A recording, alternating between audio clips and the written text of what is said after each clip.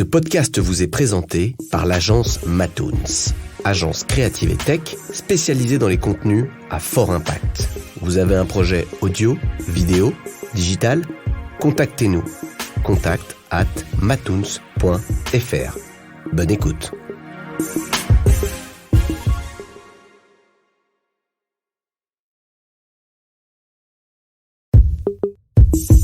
Que vous soyez acteur du monde de l'EdTech ou simplement curieux de la transformation de l'éducation et de la formation, ou si vous souhaitez vous former à de nouvelles connaissances et compétences, ce podcast est fait pour vous. Nous allons continuer à vous éclairer sur ce monde en perpétuelle ébullition. Bienvenue pour ce 40e numéro du podcast EdTech France, un podcast 100% EdTech et 100% français. Alors, jusqu'à aujourd'hui, nous avons eu l'honneur de recevoir au micro de Rémi Chal des gens très différents, des entrepreneurs, des chercheurs, des investisseurs, des influenceurs et d'autres spécialistes du digital learning et du numérique éducatif. Alors aujourd'hui, je vous propose une rencontre très inspirante avec Yann Houry, qui se trouve en ce moment de l'autre côté de la Manche. Bonjour Yann. Bonjour Anne-Charlotte. Alors, on est très content de te recevoir, Yann, aujourd'hui au micro du podcast. Alors, moi, je te connais, mais je suis pas sûre que tous nos éditeurs et auditrices te connaissent. Alors, je vais te présenter très rapidement et comme tu fais beaucoup de choses, tu détailleras mieux par la suite. Alors, du coup, Yann, tu es directeur de la recherche académique et de l'innovation au lycée international Winston Churchill à Londres. Tu es aussi professeur de lettres, tu es un formateur passionné de numérique et en fait, tu es complètement hyperactif parce que tu es aussi l'auteur de plusieurs manuels numériques, d'un essai, tu as une chaîne YouTube, un site internet, un compte Twitter, j'imagine pas mal de blogs et un médium. Donc, ça fait beaucoup. Du coup, est-ce que tout d'abord, Yann, tu peux nous expliquer qu'est-ce que ça veut dire qu'être directeur de la recherche académique et de l'innovation? Comment tu t'es retrouvé à Londres et qu'est-ce que tu fais en fait concrètement? Oui, très bien, bien sûr. Alors, effectivement, hyperactif. Alors, je l'ai toujours su. Je m'étais dit qu'effectivement, c'était passé inaperçu durant mes années de scolarité, mais je dois être hyperactif, en effet. Et il est vrai que je m'exprime sur de nombreux réseaux, de nombreux canaux comme Twitter où j'ai 3 comptes. Il y a mon site effectivement, mais il y a également 2 blogs. J'ai 2 comptes Medium. Et c'est vrai que aujourd'hui, si on a envie de dire quelque chose, c'est plus facile que jamais. Et d'ailleurs, j'ai très envie d'utiliser ce nouveau réseau social qui s'appelle Clubhouse. J'ai fait un essai cette semaine avec les enseignants qui animent le podcast Nipédu et ça a été un grand moment, un grand plaisir. Donc, j'étais vraiment très content de trouver cette nouvelle façon de s'exprimer. J'adore les podcasts et j'adore donc Clubhouse. Je trouve nous aussi, on adore les podcasts et j'ai fait ma première room Clubhouse ce matin, donc je partage ton ressenti. C'est toujours une petite émotion quand on teste un nouveau canal. Oui, c'est vraiment très, très chouette. Alors, comment je me suis retrouvé directeur de la recherche académique et de l'innovation? Alors, en fait, c'est terrible maintenant. Il faut que je fasse acte de mémoire, il faut que je remonte aux origines. Donc, je suis enseignant en lettres et puis j'ai tout d'abord accumulé beaucoup de ressources que j'écrivais pour mes élèves, que j'ai ensuite mis, je veux dire, les ressources sur Internet. Et comme j'en avais de plus en plus, j'ai décidé de faire un premier manuel et puis un deuxième et ainsi de suite. Et comme ces manuels avaient été remarqués chez Apple notamment, eh bien, ils m'ont demandé de faire la formation. Et c'est à partir de là que j'ai eu la chance de faire des formations dans différents établissements où j'ai pu rencontrer plein de gens et notamment Mireille Rabaté, qui était directrice du lycée à San Francisco. Et lorsqu'elle a décidé de monter un nouvel établissement à Londres, le lycée international Winston Churchill, elle m'a demandé si je pouvais venir faire de la formation afin d'aider les enseignants à s'emparer du numérique, à développer les usages du numérique, à utiliser les et je suis venu donc depuis la création de ce lycée chaque année. Et un jour, je suis resté. Je me suis dit que c'était vraiment un lieu extraordinaire pour qui aime la technologie, la pédagogie notamment. Et cette année, je suis devenu directeur de la recherche académique et de l'innovation. Et mon rôle est de faire en sorte que tout le monde monte en compétences dans le domaine du numérique, de développer des usages, encore une fois, et, euh, et les élèves également, mais aussi d'épauler les parents également. Génial, ça a l'air absolument incroyable et surtout crucial comme rôle. J'imagine que t'es parti pardon pour rester un bon bout de temps là-bas. Et du coup, j'imagine que tu gères aussi tout l'aspect du choix des technologies, des outils du lycée. C'est toi qui un peu propose des outils numériques sur place? Oui, c'est ça. On utilise des iPads et puis on est de grands utilisateurs aussi de Google, en fait, des applications Google, de Google Workspace for Education. Et donc effectivement, il y a vraiment de quoi faire parce que Google propose énormément de services qui sont vraiment, vraiment, vraiment très intéressants pour le monde de l'éducation. Je sais, mais ça, c'est ton côté anglo-saxon. Tu sais, moi, je milite pour les EdTech françaises, donc je suis obligée de te dire qu'il y a plein d'outils français absolument palpitants, mais on en reparlera de la différence entre le système anglo-saxon et le système français. Du coup, je revenais sur le fait que tu sois formateur aussi, donc depuis quelques années, et je voulais savoir justement, quand est-ce que précisément tu étais tombé dans le bain du numérique? Est-ce que tu as une date, un moment dont tu te souviens où tu t'es dit, c'est incroyable le numérique, en fait, j'ai envie de faire ça en même temps que mon métier d'enseignant? Bien, je crois que paradoxalement, c'est venu assez tard quand même, quand j'y pense, surtout quand je pense à mon grand-père paternel qui était passionné par l'électronique, par les ordinateurs. Il avait plein de choses chez lui. Enfin, j'étais fasciné quand j'allais chez lui en vacances, volets qu'il avait automatisé. Enfin, on était dans les années 80, donc c'était vraiment très tôt. Pour autant, je n'étais pas fasciné par les ordinateurs, juste par les volets roulants en fait. C'est venu bien après, et je crois que c'est venu en fait au début de ma carrière d'enseignant essentiellement parce qu'auparavant j'utilisais l'ordinateur, mais je l'utilisais parce que ça me facilitait la vie, mais ça m'intéressait pas plus que ça. Et c'est venu au fur et à mesure parce que je pense que ça m'a donné déjà peut-être une liberté de mouvement parce que quand je suis parti en Nouvelle-Calédonie, j'étais un jeune enseignant et comme j'étais très, très jeune enseignant, j'avais pas le droit à un déménagement. Donc, je suis parti avec ma valise sous le bras et donc j'ai abandonné ma bibliothèque, j'ai abandonné mes manuels, j'ai abandonné pas mal des ressources qui étaient les miennes, bien que j'en avais pas tant que ça à l'époque. Et en fait, pouvoir avoir vous savez ce que c'est. Enfin, je dis vous, tout utilisateur sait ce que c'est que de pouvoir transporter dans sa poche toute une bibliothèque, par exemple. C'est extraordinaire, c'est absolument extraordinaire. Et donc, j'étais vraiment très heureux de pouvoir avoir tout ça avec moi par la suite. Et je crois que mon amour pour le numérique vient de là tout d'abord. Et en plus, du coup, tu n'as jamais cessé de l'aimer parce que ça t'a permis de voyager aux quatre coins du monde. Tu disais que tu étais parti en Nouvelle-Calédonie, mais je sais que tu es parti dans plein d'autres endroits et que tu as à la fois formé des adultes, ce que tu disais au début avec Apple, et du coup maintenant, et depuis de nombreuses années, des jeunes. Donc j'imagine que c'est aussi ça qui t'a poussé à créer ton site internet, vu que tu devais accumuler les ressources, les contenus et que tu as sans doute dû vouloir tout rassembler au même endroit. Et du coup, moi, je me suis attardée sur le nom de ce site. Ça s'appelle Ralentir Travaux, si les auditeurs et auditrices veulent aller voir. Et est-ce que tu peux nous expliquer pourquoi tu as appelé ton site comme ça? Parce que moi, j'ai aussi été professeur de lettres et du coup, j'imagine qu'il y a une démarche derrière ce titre. Oui, en effet. Alors, je suis content qu'on me pose la question parce qu'en fait, c'est, c'est- en général, les gens ne devinent pas. Les gens comprennent bien la nécessité de ralentir dans un monde où tout va très vite, où l'information circule à tout va. En fait, pour être tout à fait honnête, au départ, moi, j'avais pensé à quelque chose comme work in progress, quelque chose qui est en chantier perpétuel, quelque chose qui est en construction en fait, hein. Et c'est évidemment la construction à laquelle se livre toute personne désireuse d'apprendre. Ce sont bien évidemment les élèves, mais aussi les adultes qui cherchent à progresser, à apprendre de nouvelles choses.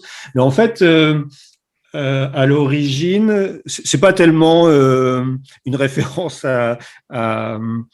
euh, au panneau de signalisation, hein. C'est plutôt une référence à la poésie surréaliste, en fait, parce qu'il y a un recueil qui a été écrit par Paul Éluard, André Breton et René Char qui s'appelle Ralentir Travaux, justement. Ah, j'en étais sûre que c'était ça. Ah, c'est vrai? Ouais, j'en étais sûre. Et j'attendais la confirmation parce que je me suis dit, mais ça serait dingue que ça soit du hasard. C'est pas possible. Exactement ça, parce qu'en fait, j'ai toujours été fasciné par la poésie surréaliste, enfin par les surréalistes de manière générale. Et puis, en fait, je voulais faire de Ralentir Travaux quelque chose de collectif. Bon, ça s'est pas fait. J'ai travaillé tout seul. Mais à l'origine, voilà, il y a ça. Il y a l'idée de favoriser l'écriture, une écriture collective qui relève un peu aussi d'une autre technique surréaliste, celle du collage. Il y a un peu de tout dans Ralentir Travaux. C'est devenu une espèce de créature hybride qui contient plein de choses différentes. Et techniquement, du coup, Yann, tu t'es auto-formé au HTML, tu as fait le site tout seul. Comment ça s'est passé de manière très terre-à-terre? Dans la douleur, en fait. Parce que, en fait, dans un premier temps, je connaissais absolument rien à tout ça. Et donc, je voulais faire un site internet. C'était quelque chose auquel je pensais depuis de longues années. Et donc, j'ai commencé par télécharger des applications qui me mâchaient le travail, qui faisaient tout pour moi. Et puis, un jour, j'ai voulu m'y mettre. Alors, ça s'est fait petit à petit, hein, c'est-à-dire que dans les programmes qu'on peut télécharger, qui vous proposent de faire un site, il y a toujours un endroit où on peut coller un bout de code, un iframe, des choses comme ça. Et donc, au fur et à mesure, je commençais à m'intéresser au code. Et un jour, je me suis dit, mais alors, pourquoi j'apprendrais pas tout ça? Pourquoi je le ferais pas moi-même? Et c'est là que c'est devenu un peu douloureux parce que je crois que j'ai péché par orgueil. Je me suis dit, bon, on efface tout, on recommence. Je pars d'une page blanche, je prends mon éditeur de texte et puis j'écris le code, en fait. Alors, bon, bah, du coup, j'ai un peu appris ça à mes dépens. C'est-à-dire que pour ce qui est de la maintenance, ça complique un petit peu les choses parce que comme je suis autodidacte, j'ai fait pas mal d'erreurs. Quand il faut corriger les erreurs sur un site qui maintenant a plus de 13 ans, 14, ça peut être un peu compliqué. Et puis ensuite, il suffit pas de savoir coder, il faut peut-être avoir aussi quelques notions de design et donc pour faire quelque chose d'un peu esthétique. Bien sûr, mais en tout cas, C'est un talent que je n'ai pas. Bien sûr, mais c'est en tout cas très rassurant parce que tu es quand même formé en lettres à la base et tu termines à coder tout seul ton site from scratch, comme on dit. Donc, c'est très motivant, j'imagine, pour les personnes qui nous écoutent. Et je voulais savoir, toi, ça représente quoi en termes d'apport concret le numérique pour les élèves et pour les enseignants pour mieux apprendre? Parce que moi, je me rappelle quand j'étais enseignante, ce que j'aimais le plus, c'était essayer d'attirer leur attention, de comprendre pourquoi ils comprenaient pas. Et du coup, qu'est-ce que pour toi, en tant qu'enseignant, le numérique permet aux élèves et aux enseignants pour mieux apprendre? Qu'est-ce que ça apporte en plus, en fait? Alors, beaucoup de choses.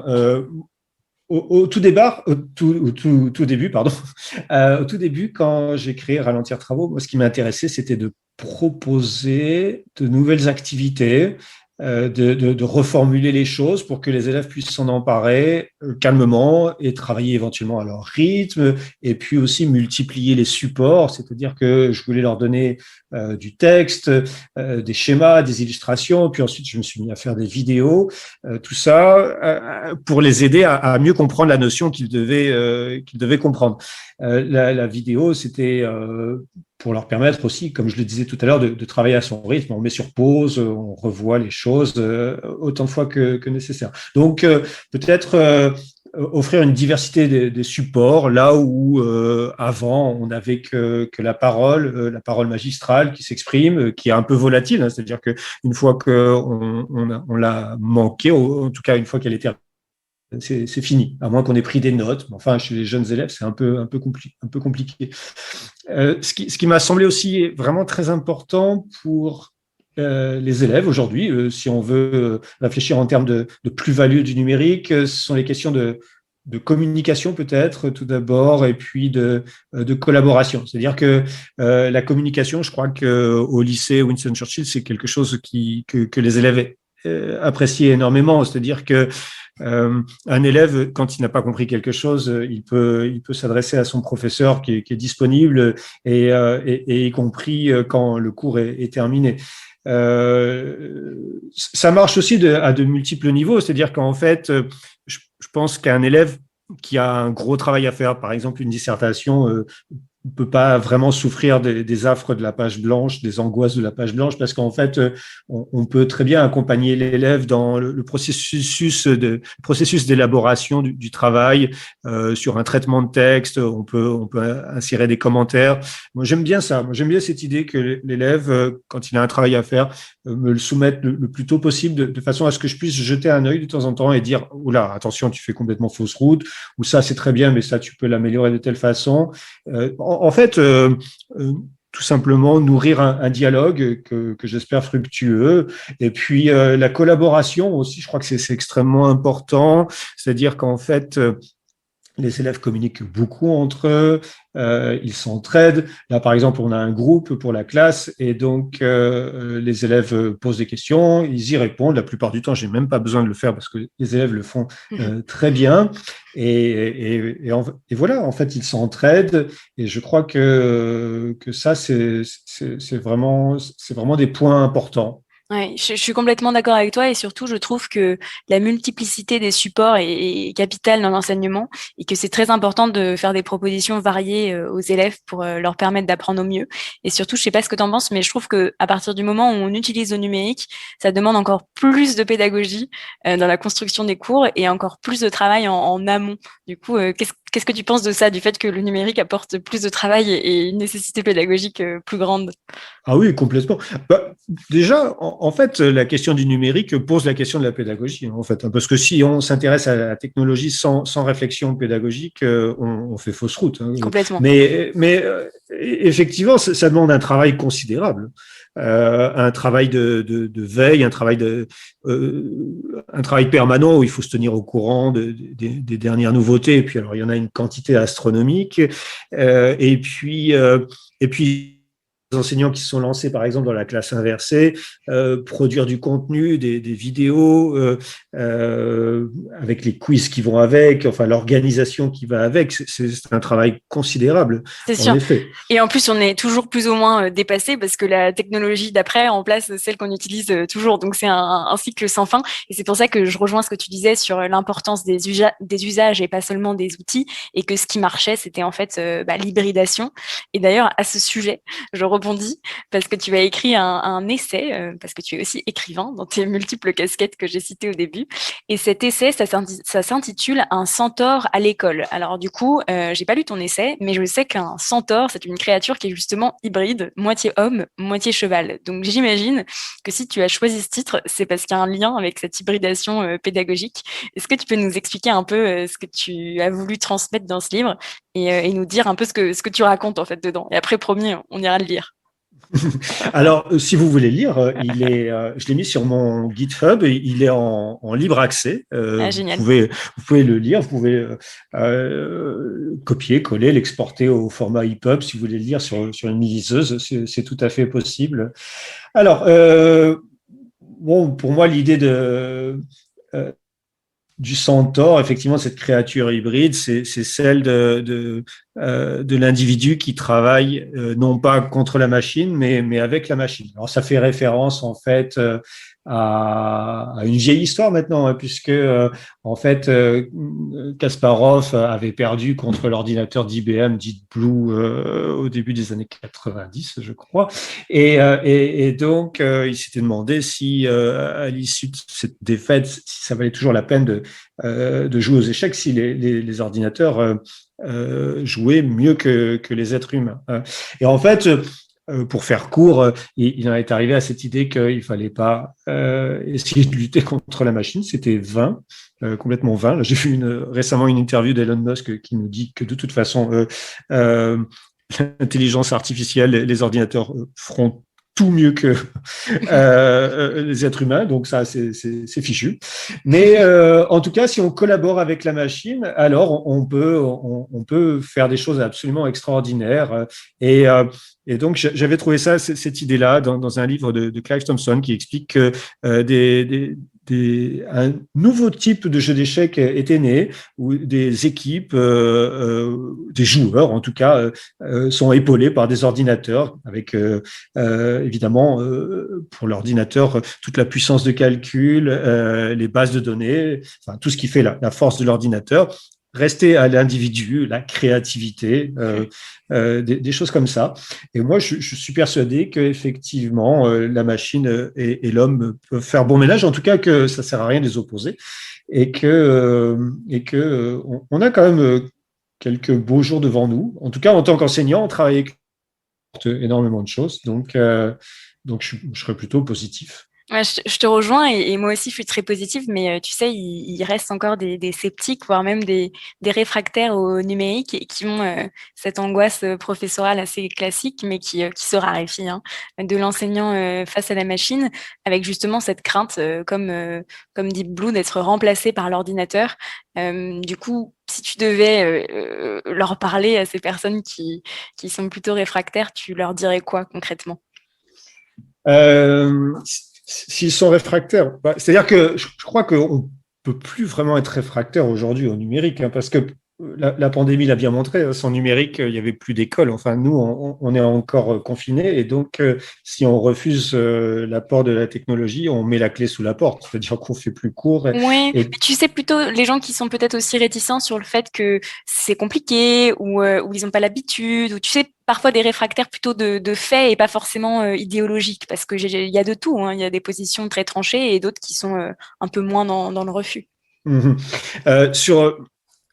Alors, c'est vrai qu'il y a des positions très, très idéologiques. En fait, ouais, déjà, je voudrais, si je peux, démentir un mythe tenace, c'est-à-dire qu'il n'y aurait pas des écoles où on éliminerait complètement le numérique. Enfin, ça se fait de plus en plus rare. Enfin, tu sais, on parle souvent des grands patrons de la Silicon Valley qui mettent leurs enfants dans les écoles, Oui, écoles sans ordinateur, des écoles Waldorf où on tricote des chaussettes et on fait des balades dans la boue.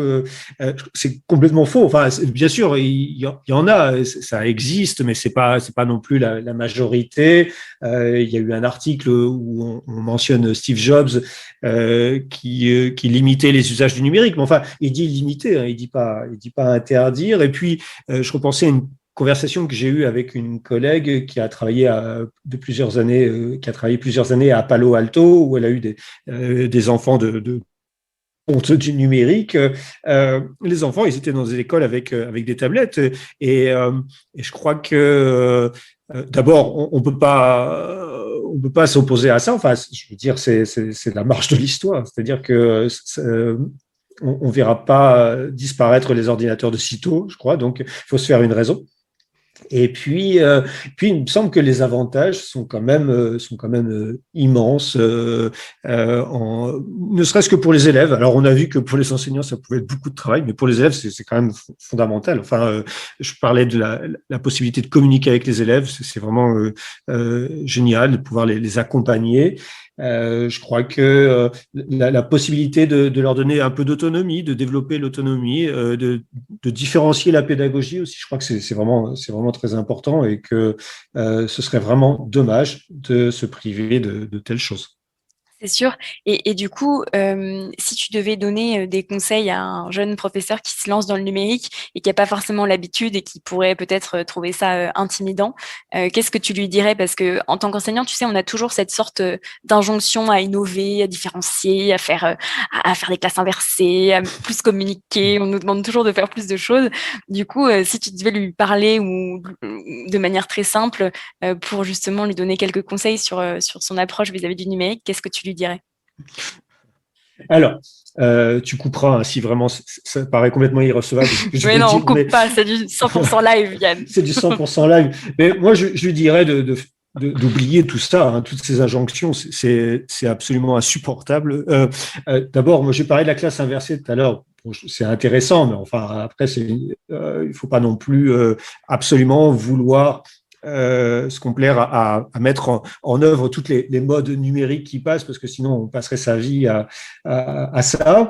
Non, je crois que vraiment il faut pas chercher à développer des usages mirobolant, ça va pas être le grand jour, ça va pas être le grand rendez-vous numérique, technologique et pédagogique comme ça, parce qu'on a cette injonction. Il faut vraiment, je crois, il faut essayer petit à petit. Peut-être essayer telle application qui vous semble intéressante et puis vous voyez si ça marche ou pas. Mais voilà, il faut y aller modestement par petites étapes. Puis peut-être en fait peut-être se poser d'abord la question de la pédagogie avant de l'application. C'est qu'est-ce que je veux faire avec mes élèves, qu'est-ce que je veux transmettre et comment, quelle partie je peux tirer de telle application pour parvenir au résultat que je me suis fixé. Complètement. Mais ça me paraît extrêmement juste le fait de partir justement de l'objet pédagogique que tu souhaites mettre en place pour justement pouvoir choisir l'outil numérique le plus adapté. C'est un très bon conseil. Je pensais au fameux modèle SAMR, qui est un modèle qui invite les enseignants à s'interroger sur les usages qu'ils font du numérique. Et parfois, peut-être que le numérique n'est pas forcément non plus utile. Hein. Enfin, on a parlé de la Nouvelle-Calédonie tout à l'heure. Je me souviens qu'un de mes plus grands moments, grands moments de joie professorale, c'était quand on lisait l'Odyssée, on était sortis, il faisait beau, on était allé s'asseoir sous un flamboyant qui pour le coup flamboyait complètement, il était tout rouge, c'était charmant, il faisait beau, on lisait, tout le monde était content, on était en plein air. Donc mon conseil, ce serait aussi de se méfier des injonctions et puis des modes numériques. Alors je vous dis ça, mais je suis passionné par le numérique, hein, vous l'aurez bien compris. Non, mais du coup, tu es d'autant plus légitime à nous dire tout ça. Mais des fois, on peut éteindre, hein, ça marche aussi. C'est vrai, on peut se déconnecter complètement de manière volontaire. Tu as raison, on l'oublie, mais c'est encore possible. Et peut-être que tu dis aussi ça parce que tu es côté anglo-saxon de la Manche et que ça doit sans doute faire une différence parce que j'ai l'impression, même en termes d'équipement, que ton lycée est extrêmement équipé, fourni. Du coup, pour toi, est-ce qu'il y a une différence dans le système éducatif français et anglo-saxon vis-à-vis du numérique, de ce que tu as pu expérimenter vu que tu as enseigné des deux côtés de la Manche? Oui, alors effectivement, on est bien équipé, oui, ça c'est certain. Hein.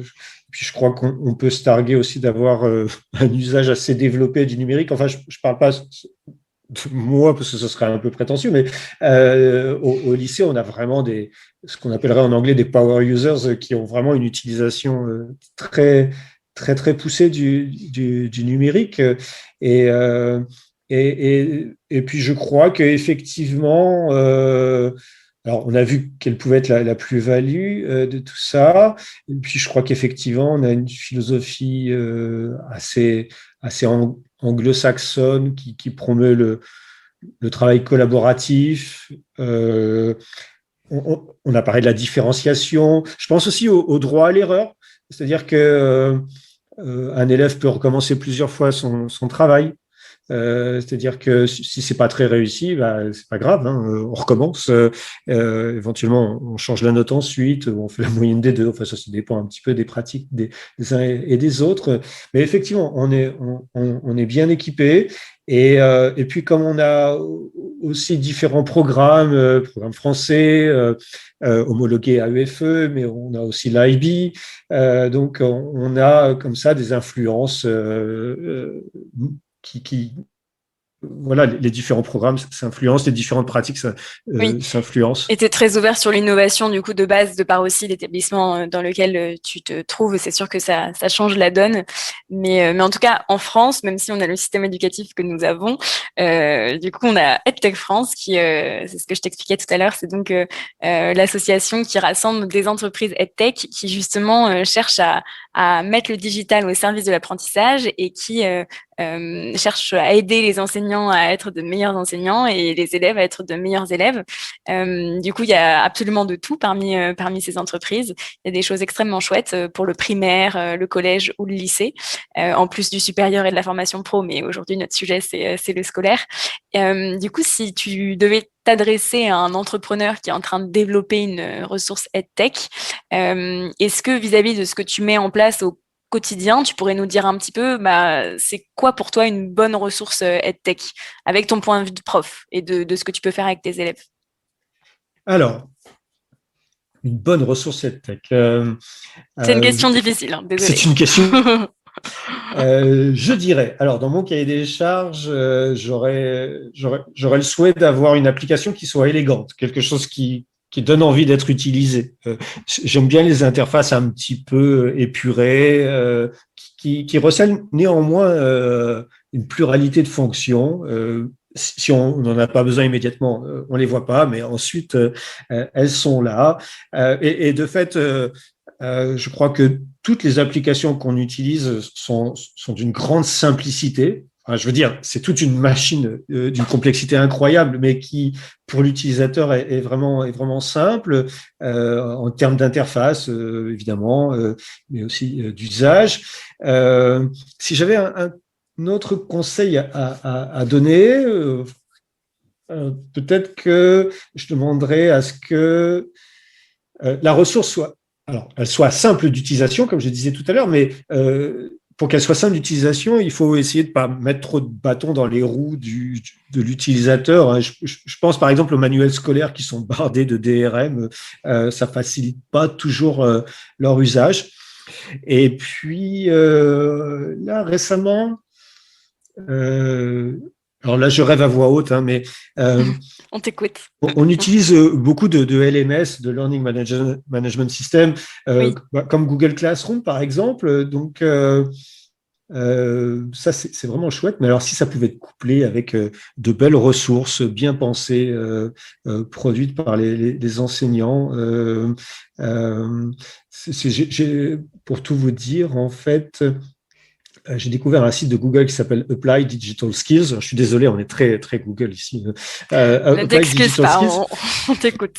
Et il propose des ressources absolument extraordinaires qui s'intègrent justement à Google Classroom.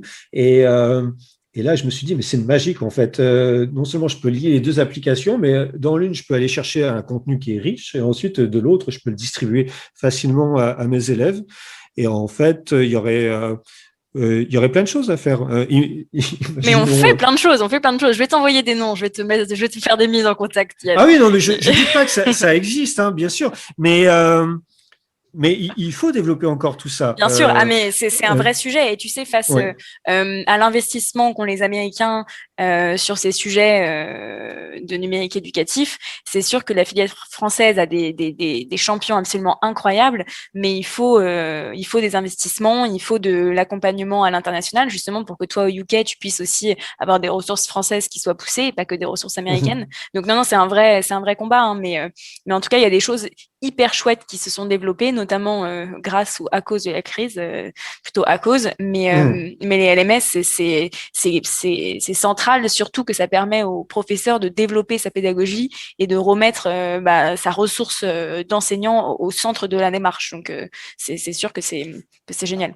Ah oui, mais bien sûr, je suis tout à fait d'accord. J'ai vu des choses très belles et tout ce que je demande, c'est que tout ça se développe et pour qu'on ait encore plus de matière en fait à utiliser en cours. Ouais. Et du coup, d'ailleurs, toi, ton site, il est en accès libre, c'est ça? Tu as une position assez ouverte sur tout ce qui est libre accès des ressources numériques sur Internet. Oui, oui. Alors en effet, oui. Alors ça s'est fait en plusieurs étapes en fait, mais oui, le libre. Alors le libre, c'est un sujet qui m'est cher, qui est important. Alors ça peut paraître un peu paradoxal parce que j'ai beaucoup parlé de Google et là je parle de libre.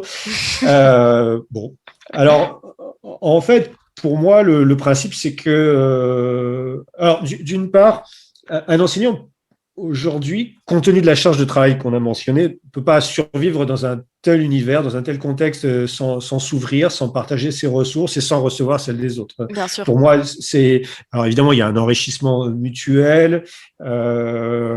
C'est-à-dire que quand vous partagez ce que vous avez fait, on peut vous dire si c'est bien ou si c'est pas bien. Avec un peu d'humilité, de modestie, on peut accepter la critique pourvu qu'elle soit constructive. Et donc, on progresse. Et puis, effectivement, le regard d'autrui, c'est forcément un enrichissement, mais alors, c'est permettre aussi la diffusion des idées. Ça, c'est important. Ouais, c'est vraiment quelque chose auquel je tiens. On a vu qu'Internet, de toute façon, à l'origine, Internet était un réseau ouvert et gratuit. Bien sûr, oui, c'est sûr. Et c'est ce qui a fait sa force. Et j'aimerais bien que ça continue comme ça. On aimerait bien aussi, et surtout, c'est vrai que ça permet également de rapprocher les enseignants en termes de petites personnes humaines entre eux, parce que du coup, enseigner, c'est très bien, travailler, c'est très bien, avoir la pédagogie au service des élèves, c'est encore mieux, mais il y a aussi cette question du sens, et je sais pas trop ce que toi t'en pensais, mais je trouve que, en tout cas, l'éducation nationale française, c'est quand même une très grosse machine qui peut, à terme, anonymiser les enseignants. Et du coup, je voulais savoir, et c'est ma dernière question, comment pour toi, le numérique, ça permet de mettre en avant les singularités des profs et leur parcours individuel? Parce que ça, c'est quelque chose qui est rarement évoqué, en fait, comment aussi ça peut être un levier d'émancipation pour ces enseignants qui parfois, enfin en tout cas, moi je sais que je me sentais un peu comme ça, on a l'impression d'être un numéro, en fait. Donc, qu'est-ce que tu en penses sur ça, sur le sens de l'enseignement redonné par le numérique? Que répondre? Je suis tout à fait d'accord, mais je vais prendre le contre-pied. Parce que, alors, évidemment, la grosse machine qui nie l'individu, c'est pas terrible. Je suis d'accord, mais inversement, mettre en avant des individus, peut-être de façon arbitraire selon des modes, c'est pas génial non plus. C'est sûr, c'est à éviter totalement même. De mon point de vue. Mais alors, oui, non, je le disais, je suis d'accord parce que enfin, dans mon parcours, moi, ça a été important. Mais peut-être que le numérique permet au libre entre solitude et starification. Alors, en fait, moi, je crois, et ça rejoint la question du livre aussi, je crois plus en la force d'un collectif qui partage et qui s'épanouit dans le rapprochement des idées et des sensibilités. C'est tout. Par exemple, je reviens à la question du libre, que des gens qui ne se sont jamais rencontrés et qui sont probablement de parfaits inconnus réussissent par exemple à construire une distribution Linux, par exemple. C'est absolument génial. À quel point des gens arrivent à travailler, à collaborer ensemble. Et moi, c'est ce que j'espère quand je pense à l'éducation nationale et au numérique, que les gens ont envie de mutualiser les ressources. Et quand on se balade un petit peu sur Twitter, par exemple, on trouve plein d'idées de scénarios pédagogiques, plein d'idées. Enfin, il y a cette idée d'une formation continue aussi, d'une formation permanente par les pairs. Et là, je crois que l'enseignant, on a souvent comparé Twitter, par exemple, à une salle de profs, j'allais dire une salle de classe, une salle des profs, c'est-à-dire où les gens peuvent se rencontrer, échanger des idées. Ouais, ça c'est un sujet qui m'est cher, faire en sorte que tout le monde travaille en équipe. Je suis en train de lire un livre qui s'appelle The Innovators de Walter Isaacson. Je crois que c'est un peu le Max Gallo des Américains, parce qu'il a écrit tout sur tout. C'est lui qui avait écrit une biographie sur Steve Jobs, et il parle de ça, de l'innovation a fortiori, et il montre que les entreprises qui ont eu du succès, qui ont fleuri, sont les entreprises qui ont su faire travailler les gens en équipe, et ce qui montre bien, c'est que le génie tout seul dans sa cave ou dans son garage, en fait, en général, il fait pas grand-chose, en fait. Il en parle beaucoup pour savoir qui est-ce qui a inventé l'ordinateur, à qui on doit ça. Alors, y a un grand débat là-dessus, et il y a des gens qui avaient des idées, il y a des gens qui avaient commencé à construire des choses, il y a des gens qui les ont piquées. Mais ceux qui ont réussi à faire quelque chose de toutes ces idées, ce sont des gens qui étaient ouverts sur le monde, qui étaient très curieux, et puis qui ont travaillé ensemble pour surmonter les difficultés, tandis que les génies isolés, parfois, ils sont restés dans les catacombes de l'histoire. Et puis en fait, ils ont eu surtout des idées, mais ils n'ont pas produit grand-chose, en fait. Tu as tout à fait raison, et tu sais, ça me fait penser au penseur de Rodin qui est tout seul à fixer l'horizon, le menton appuyé sur son poing. Et en fait, je suis pas certaine que ça existe vraiment, et je rejoins ce que tu dis sur la démarche d'apprentissage par les pairs et de co-construction, parce que c'est sûr que les bonnes idées, on est toujours plusieurs à les avoir sur différents endroits du globe, et l'idée qui émerge, en effet, c'est celle qui est portée par un collectif. Donc, c'est sûr que je te rejoins parfaitement sur ça. C'est un mythe, hein, le penseur de Rodin, hein, tout nu sur son rocher, plongé dans sa pensée. Je suis content que tu l'évoques, et que là aussi on puisse dénoncer un autre mythe, hein, après celui des parents qui fuient les écoles connectées dans la Silicon Valley, la fin du penseur de Rodin. On vous révèle tout dans cet épisode. On vous révèle tout. Bah oui, parce que encore une fois, alors, j'ai employé ce mot d'outil, mais sans outil, on ne pense pas. Sans stylo, sans papier, sans ordinateur, on ne structure pas, on hiérarchise pas, on ne note pas, on ne retient pas, on n'archive pas, on communique pas. Enfin, pas autant qu'on le ferait avec ces outils. Mais oui, tu as tout à fait raison. Je rejoins parfaitement cette nécessité du média, du moyen pour avoir une pensée affinée, et surtout une pensée qu'on est capable de partager. Est-ce que tu as un mot de la fin, Yann, sur ce sujet? Merci. Écoute, c'est un très bon mot de la fin. Moi aussi, je te remercie, et c'était un plaisir de parler numérique et pédagogie avec toi. J'espère qu'on a déconstruit pas mal de mythes, et surtout qu'on a donné envie d'innover à des enseignants. Du coup, je te souhaite une excellente année avec tes élèves malgré le contexte, et je te dis à très bientôt. À très bientôt, merci beaucoup. Merci Yann. Que vous soyez acteur du monde de l'EdTech ou simplement curieux de la transformation de l'éducation et de la formation, ou si vous souhaitez vous former à de nouvelles connaissances et compétences, ce podcast est fait pour vous. Nous allons continuer à vous éclairer sur ce monde en perpétuelle ébullition. Si vous voulez nous suivre et nous soutenir, abonnez-vous au podcast EdTech France, disponible sur l'ensemble des plateformes d'écoute. N'hésitez pas à le noter, 5 étoiles, et à en parler autour de vous. Vous pouvez nous retrouver sur nos réseaux sociaux, LinkedIn, Twitter et dans nos rooms sur Clubhouse. Ce podcast vous est proposé par Maxime Maton et l'agence tech et créative Matoons.